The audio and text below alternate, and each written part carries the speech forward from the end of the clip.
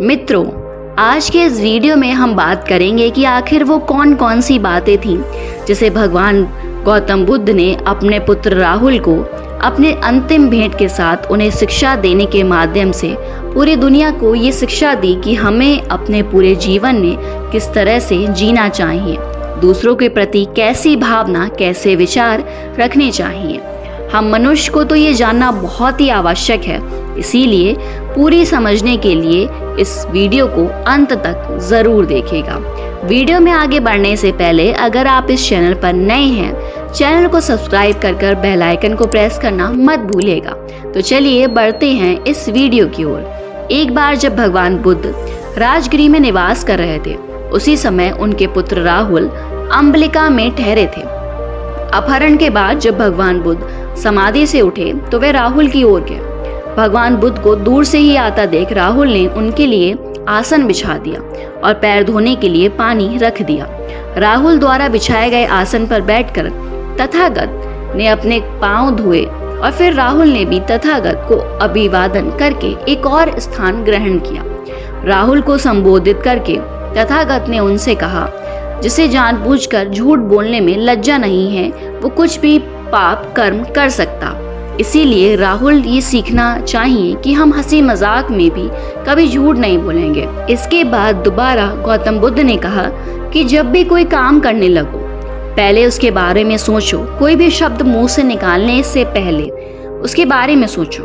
अगर कोई भी बात मन में पैदा हो तो उसके बारे में सोचो कि मेरे मन में वो बात किसी के लिए भी हितकर होगा या नहीं। जब भी कोई काम करने लगो तो पहले उसके बारे में सोचो कि ये तुम्हारे तथा दूसरों के लिए नुकसानदायी तो नहीं होगा, क्योंकि एक दुष्कर्म हमेशा कष्टदायी होता है। यदि तुम्हारा विचार कहे कि ये काम कष्टदायी हो सकता है तो तुम्हें वो काम कदापि नहीं करना चाहिए। लेकिन यदि सोचने विचारने से लगे कि ये काम अहितकर नहीं है, हितकर है, लोगों को नुकसान नहीं देख सकता, तो तुम उसे आराम से कर सकते हो। हमेशा मैत्री का अभ्यास करो दोस्तों, यारी का अभ्यास करो, क्योंकि मैत्री भावना के अभ्यास से द्वेष का शमन हो जाएगा।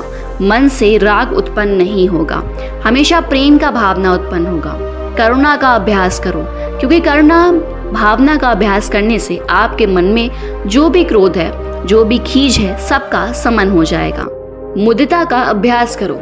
मुदिता का मतलब ये होता है कि मन या आत्मा की वह अवस्था जिसमें दूसरों को सुख दे कर खुद सुख मिलता हो, अपने भीतर सुख मिलता हो। इसीलिए गौतम बुद्ध ने कहा है कि मुदिता का अभ्यास करो, क्योंकि मुदिता भगवान का अभ्यास करने से आरती का शमन हो जाएगा, असंतोष का विनाश हो जाएगा। गौतम बुद्ध ने फिर कहा, उपेक्षा का अभ्यास करो, क्योंकि उपेक्षा भावना को अभ्यास करने में हमेशा चंचल का सम्मान हो जाता है। आपके अंदर स्टेबिलिटी आने लगती है। शरीर के अशुभ रूप का चिंतन करो, क्योंकि ऐसा करने से काम, राग, इन सभी चीज़ों का शमन हो जाता है। ये सभी चीज़ें हमेशा के लिए समाप्त हो जाती हैं। इस दुनिया में सभी चीज़ों की अन्यता की भावना करो, क्योंकि इस दुनिया में सभी भौतिक चीज़ें स्थिर हैं, न स्वर हैं। इसीलिए इस दुनिया में जियो, लेकिन सभी भौतिक चीज़ों से ज़्यादा लगाव मत रखो, क्योंकि ऐसा करने से तुम्हारे अंदर अहंकार का शमन हो जाएगा।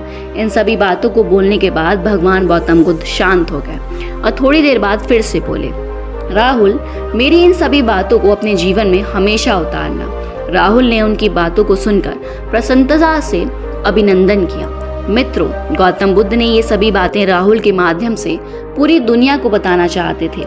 अगर हम उनकी बातों को अपने जीवन में उतारेंगे तो हमारे भीतर राग, द्वेष, अहंकार और क्रोध, इन सभी विकारों का अंत हो जाएगा और हम इस दुनिया में रहते हुए, इस काल्पनिक दुनिया में रखते हुए भी सुखी जीवन व्यतीत कर पाएंगे। दोस्तों, इस बारे में आप क्या सोचते हैं? एक कमेंट ज़रूर दीजिएगा। क्या पता आपकी कमेंट से किसी का जीवन बदल जाए।